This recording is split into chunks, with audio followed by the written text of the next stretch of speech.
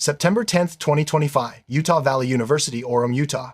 A sunny afternoon, open-air courtyard, hundreds of students. Charlie Kirk, 32 years old, founder of Turning Point USA, is mid-sentence when a single rifle shot rings out. He grabs his neck, collapses, and within minutes is gone.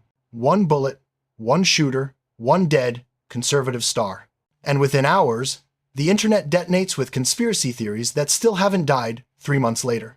Tonight, in the next 8 minutes, we're going to separate what we actually know from the wildfire of claims that followed. Let's start with the facts, the ones the FBI, Utah prosecutors, and ballistics experts agree on. Fact 1.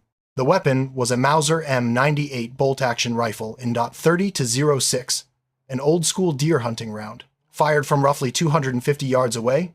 Fact 2.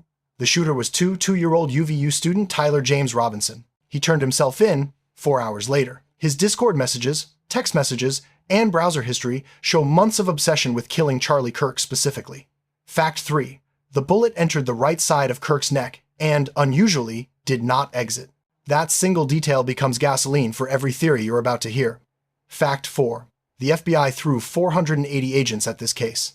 They seized 13 devices, read 500,000 digital files, and concluded, lone actor, no co-conspirators, no foreign involvement. That's the official story. Now let's walk through the 4 biggest conspiracy narratives that blew up online and why they caught fire. Conspiracy Hashon, the Mossad hit.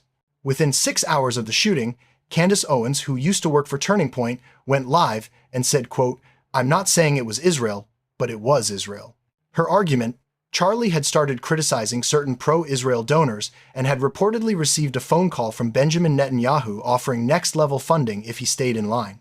Add in old anti-Semitic tropes about Jewish control of media and politics, sprinkle some 9/11 anniversary timing, and you've got a theory that racked up hundreds of millions of views. Reality check. The FBI found 0 Israeli or foreign fingerprints. French outlet France 24 and the ADL both called it recycled blood libel. Conspiracy #2, Deep State false flag.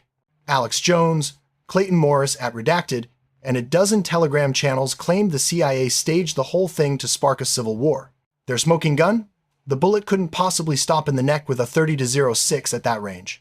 There's no public confession video. Some campus security footage mysteriously disappeared after 30 days. What they leave out?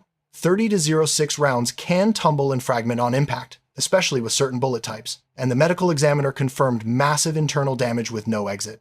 The missing footage expired under a standard retention policy long before anyone knew it would matter. Conspiracy #3, the inside job. This one says Charlie's own wife Erica or Turning Point insiders killed him for power and money. Evidence offered. A weird twitch in the raw video that some claim looks like an exploding microphone, exactly like the pager attacks in Lebanon the year before. Plus, Erica immediately took over the This Is the Turning Point tour and looked suspiciously calm. Counter evidence. Autopsy photos leaked, unfortunately, clearly show a large caliber entry wound and no explosive residue. The twitch is Charlie's body going limp as his brain loses oxygen.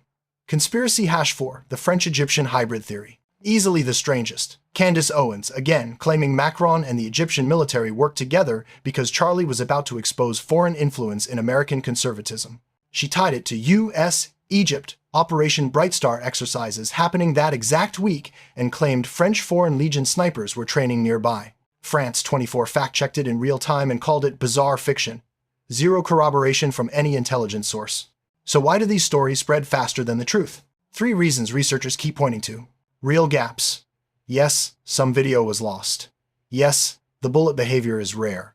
Gaps invite storytelling. Money and attention. Candace Owens gained over 430,000 YouTube subscribers in the 2 months after the killing. Alex Jones sold out of every supplement he mentioned alongside the theories. Tribal identity.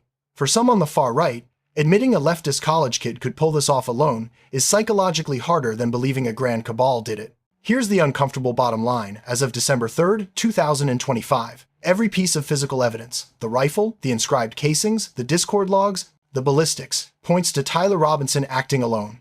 Every major conspiracy theory relies on anonymous sources, doctored clips, or classic anti-Semitic framing that collapses under 10 minutes of scrutiny.